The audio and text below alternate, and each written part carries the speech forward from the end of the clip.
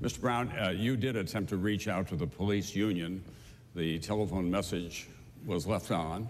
It's now a notorious part of this campaign, in which somebody in your campaign referred to Ms. Whitman as a whore. A campaign spokesman then described that as salty language and apologized after a fashion. We've heard no outrage from you about the use of that kind of language, which to many women is the same as calling an African American the N-word.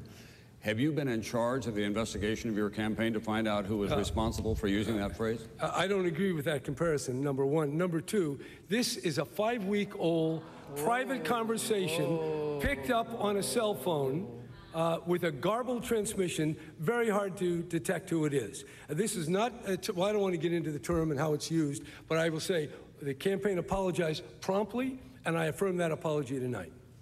You're repeating it to Ms. Whitman? Yes, I am. I do. It's unfortunate. I'm sorry it happened. I apologize, Ms. Whitman.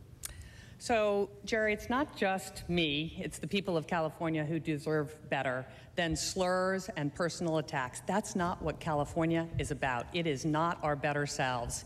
And I think people know I think every Californian, and especially women, know exactly what's going on here. And that is a deeply offensive term to women. Could I just interject? Have you chastised your chairman, Pete Wilson, who called the Congress whores to the public sector unions? You know better than that, Jerry. That's a completely different thing. The fact that you are defending your campaign,